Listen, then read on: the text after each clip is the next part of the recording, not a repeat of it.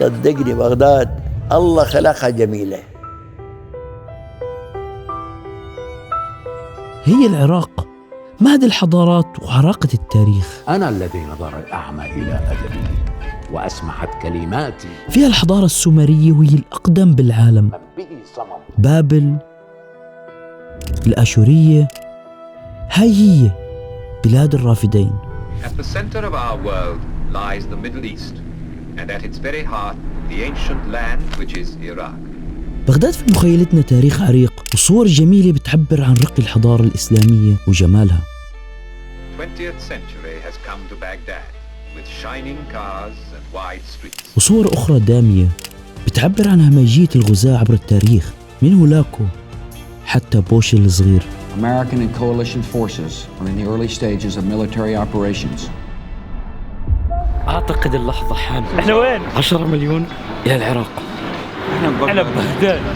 While you are in Baghdad, which is considered as one of the most beautiful airports in the Middle East.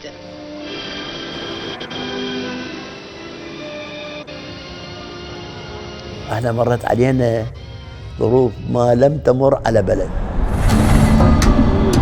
أهلا وسهلا فيكم في بغداد العراق. دجلة والفرات فيها أكبر مسطحات مائية بالعالم وأقدم المعابد بالعالم. ناس بيعيشوا مع بعض طوائف وديانات وأعراق ومذاهب ما بتشوفها بأي دولة بالعالم. دولة نشيدها الوطني أغنية موطني. اليوم جايين نتعرف عليها.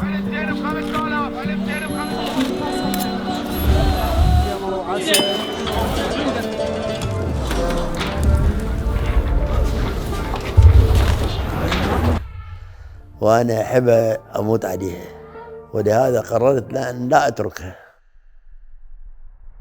هي عاصمة دولة العراق الجديد اللي استقل عن بريطانيا بعد ثورة العشرين، وإن كانت العراق ولايات بعد انتهاء الحرب العالمية الأولى بهزيمة الدولة العثمانية 1918 اللي كانت تحكم العراق على مدى قرون، ليحكمها الملك الهاشمي فيصل الأول القادم من سوريا منذ عام 1921، ولكن تم إعلان استقلالها رسمياً عن بريطانيا 1932. سنة 48 صارت مظاهرات قوية ضد حلف بورتسموث وضربتهم الشرطة. Today we have met to sign a new treaty with Iraq. استشهدوا 2 أو 3 بسموه ساحة الشهداء وجسر الشهداء. حكم الهاشميون حتى عام 1958 لما انتهى حكمهم بطريقة دامية لتتحول مملكة العراق الهاشمية إلى جمهورية العراق.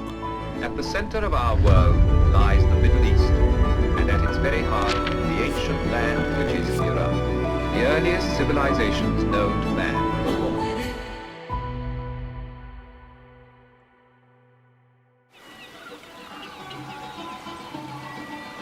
شعب يحب السلام. أنا الذي نظر الأعمى إلى أدبي وأسمعت كلماتي من به صمم. شارع المتنبي هنا التاريخ يقول لك القاهرة تكتب، بيروت تطبع، وبغداد تقرأ. بلاد الرافدين ليش؟ بلاد النهرين دجلة والفرات، وبغداد هذا نهر دجلة تمام، ولكن الفرات مش هون. احنا وسط نهر دجلة حاليا، قلب العاصمة العراقية بغداد، ساعة القشلة، المتنبي، مدرسة مستنصرية، القصر العباسي وغيرها. طلعوا هاي الساعة مشهورة كثير في العراق، اسمها ساعة القشلة. من الآثار العثمانية. من الآثار العثمانية. أنا أرحب بكم وأنتم في شارع المتنبي، شارع الثقافة. عندنا بالعراقي عين غطا وعين فراش.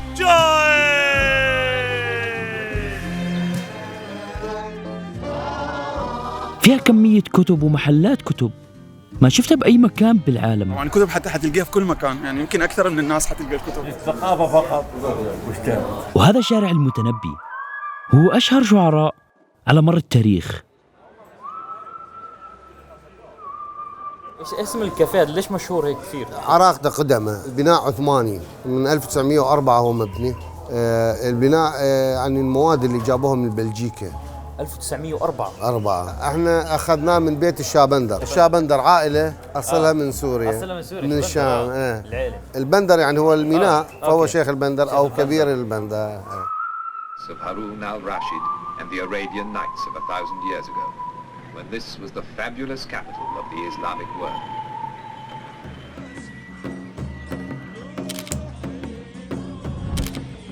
فعلا بس المثقفين يجوا والعلماء. كيف تعرف انه مثقف ولا؟ هو شارع الثقافة، شارع الثقافة، شارع لبيع الكتب، شارع ملتقى المحامين والعلماء والأدباء، واحنا كل جمعة هنا اوكي تصير منتديات ناس ثقافية، شعراء، أدباء، كتاب، مسرحيين. اللي فاقد بغداديته القديمة يجي هنا، ما اسم مقهى ولا قهوة ولا شيء، منتدى. شاي لازم حامض أحسن. شاي حامض. واو. بغداد كان بيها من المثقفين ما لم موجود بالبلدان الأخرى، يعني بالأربعينات.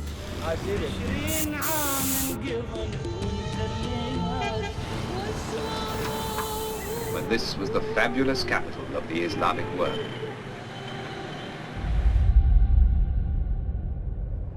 ورحنا على نصب الشهيد، أيقونة في بغداد. احنا نزلنا تحت على صرح عظيم هيك، قبة أيقونة هاي في بغداد لما تشوفها. انبنى 1983. نصب الشهيد هاي انبنت تكريم للشهداء، ومكتوب أسماء الشهداء عليها أيام زمان قبل 30 سنة على الجدران، اسم شكلها زي الوردة هيك اللي تتفتح، ومن العلم نازل لتحت الأرض. هذا أجمل مكان بشوفه. وأنت قديش بتشوفه على الصورة صغير، ولكن هو عن جد صرح ضخم. من أكثر الشعوب الودودة بالعالم، شعب عاطفي جدا. هاي سنتر المسجد، هاي التوسعة قامت فيها الدولة العثمانية على حسابهم، لكن بإشراف طبعا التولية القادرية الشريفة المباركة.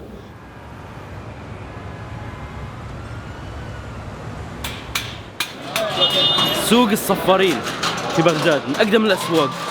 هذا السوق من عصر الخلافة العباسية، هو سوق أدوات نحاسية.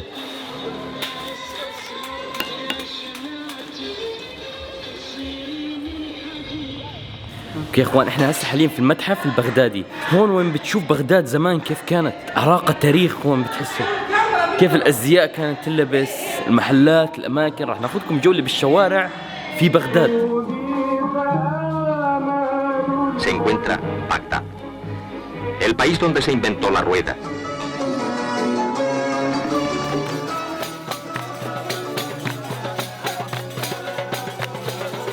المستنصر بالله الخليفة العباسي أسس مدرسة جامعة. شايفين هذا البناء اللي خلفي؟ شايفين؟ هاي المدرسة المستنصرية في بغداد على نهر دجلة، من أيام الدولة العباسية انبنت.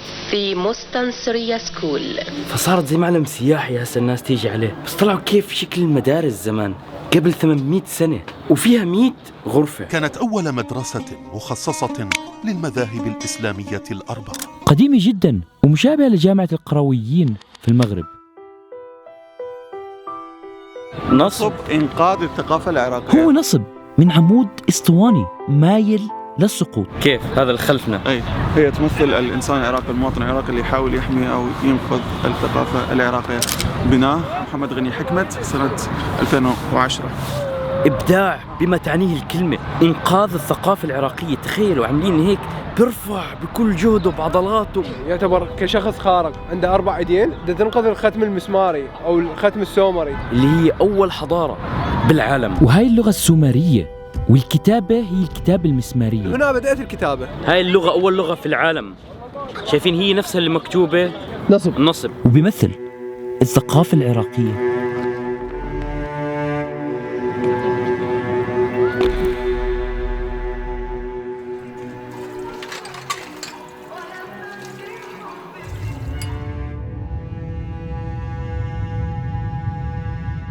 المطبخ العراقي أو مطبخ بلاد ما بين النهرين.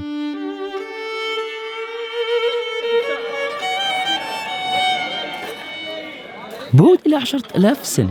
والله حلبك كاظم، أنا عازمك هذه. الكاهي والجيمر، تخيل كمية الناس هون هسه في هذا المطعم. هسه راح نفرجيكم الأكلة. الجيمر العراقي وبتيجي من كلمة كايمك. إذا بتسألوا إيش بيفطروا بالعراق يوميا صبح العيد، هذا أهم ريوح لازم. ويودون على جيمر وكاهي لو جيمر وعسل. وهي كلمة تركية معناها قشطة. واو، حليب جدا مميز جدا، رهيب. هذا الحليب رهيب جدا. هي قشطة بس بقول لك تنعمل بطريقة مختلفة. ولكن الجيمر العراقي مميز، بنعمل بطريقة مختلفة. بيعملوه من حليب الجاموس من أهوار جنوب العراق، وبتتاكل مع الكاهي وهي معجنات عراقية. انا بستسلم خلص قدامها مش قادر اكمل. رهيب يا. والسمك أنواع. الطبق الوطني للمطبخ العراقي هو المسقوف، ولكن بيكون مشوي على الحطب. هذا قطان عراقي نهر الفرات بني فرات. وفي المقلي اللي بيجيبوه من نهر الفرات وشط العرب من الجنوب. على الطريقة البغدادية. طريقة اللي بيعملوا فيها السمك عجيبة، عندهم طريقتين، على الحطب والمقلي. فصيلة خاصة. وهذا المطعم عمره 80 سنة. هاي أزكى صلصة بذوقها في حياتي. بيقولوا إنه بحطوها على الفلافل. صلصة العنبة الأزكى في العالم بدون منافسة. أنا بدي أعيش هون خلص. ورحنا نجرب المسقوف حاليا.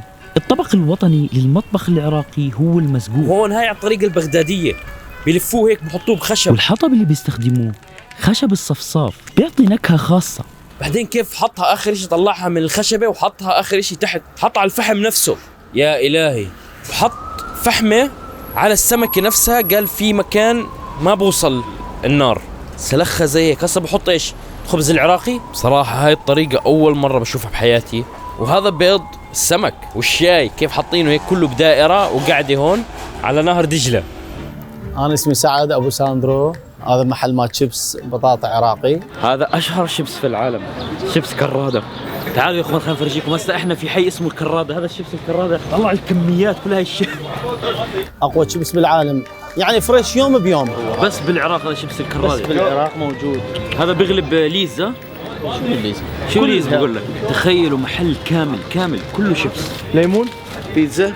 هسه نضيفكم ونخليكم شيبس. ضيف طبعا ضيفنا كيس. مرتبط بذكرياتنا بطفولتنا، وخصوصا تدري الناس المغتربين هسه يمكن يتحسرون علينا اللي يشوفون اللي عايشين خارج العراق. يعني تخيل هاي سهرة للصبح، هذا زاكي كثير، البهارات اللي بحطوها عليه كلش طيب. هذا لو يجيبوه عندنا الأردن بس. اسمع، نعزم كل الشارع على حسابنا، تاكلون أي شيء تحتاجه. شيبس كرادة.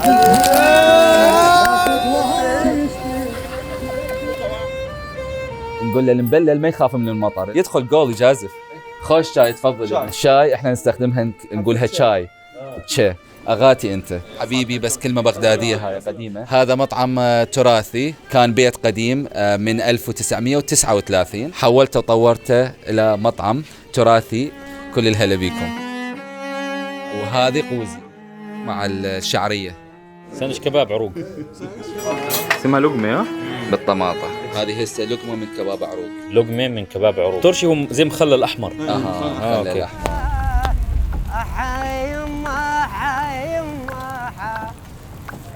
بالعراق الشاورما بتتسمى قص، لأنها بتنقص لتحت. اسمها القص، والسندويش اسمها لفة.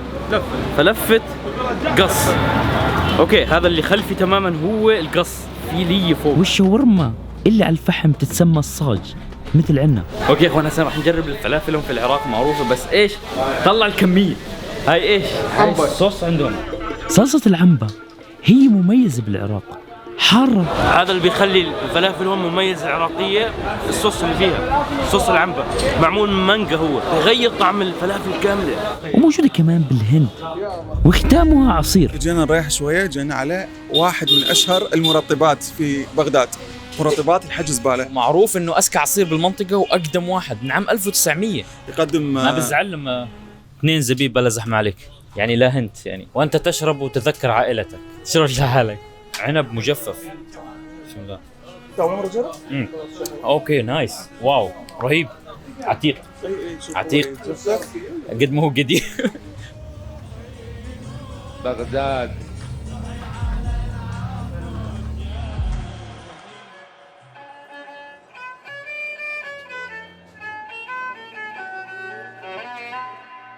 والتالي جت الحروب وويلاتها أتمنى بغداد تبقى بس بلا ويلات، والله لا تصير وحدها.